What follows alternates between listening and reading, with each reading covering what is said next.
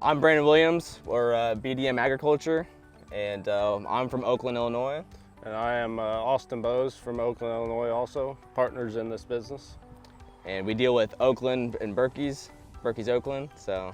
Randy's been great. Yep. Help. He's been a great guy to deal with, and the support has been unbelievable from Birkey's side on that.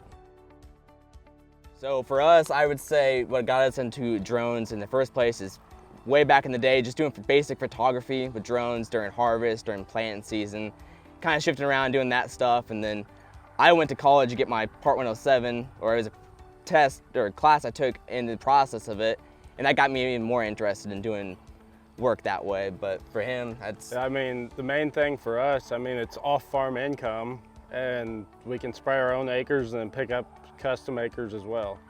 And the benefit of that is, you know, you get those rainy days, dirt's all wet, or soil, and we're able to keep rocking and rolling as long as the wind speeds are down and good flight day, so.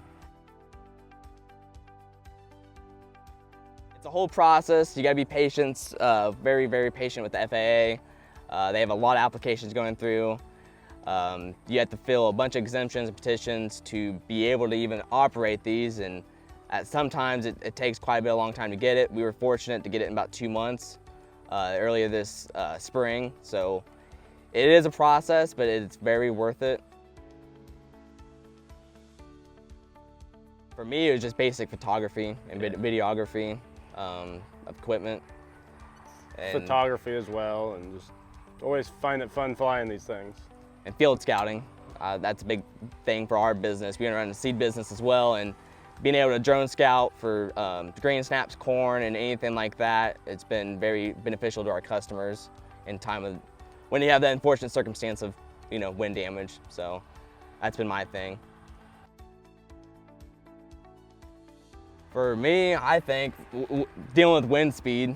For July, you wouldn't think there'd be as windy. You'd think it'd be a hot, stale day, and figuring out wind speeds and being able to actually operate has been a huge thing for us. I mean, obviously you gotta follow the label and everything, but you get a gusty 12-mile-per-hour wind from a certain direction, you gotta change your entire flight operations accordingly, so. Yeah, and I'd say trees would be one of the biggest ones, just because the sensors on these things are so good, it detects it, and then you're like, well, what do I do? So you gotta figure out what you're gonna do and push through it. From going from a very small drone to a very large drone, yes, the first 2 weeks you were just biting your hand the entire time with anxiety, but once you got comfortable with it, it wasn't too big of an issue. It's a lot more stressful than flying a small one because it's a lot more money up in there. Yes. For us, I think we're gonna run another year with these T-40s and possibly upgrade to T-50s and maybe expand our fleet here in the next 2 to 3 years. These drones have very long lifespans as long as you keep up on basic maintenance, and there's really not too much to them, but you always want to take your pre-checks very seriously, and they last. It ain't like a motor that's gonna blow up. I mean, you're gonna have an electric motor go out, but that's just part of it. There ain't much to them on the matter of that fact, but.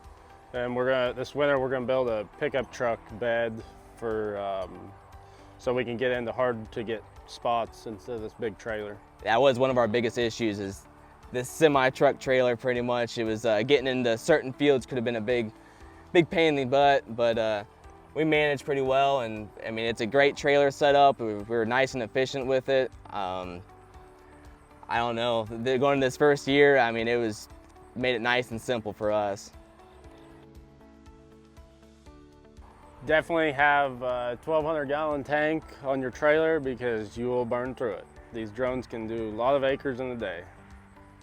I would say, honestly, if you're thinking about going into it, start filing your things now, your exemptions and petitions, and go for it. I mean, it's a great experience. We've learned a lot, and we're working with our customers and growers. It's been awesome getting to know their needs and what needs done at the same time. Couldn't ask for a better customer base for us.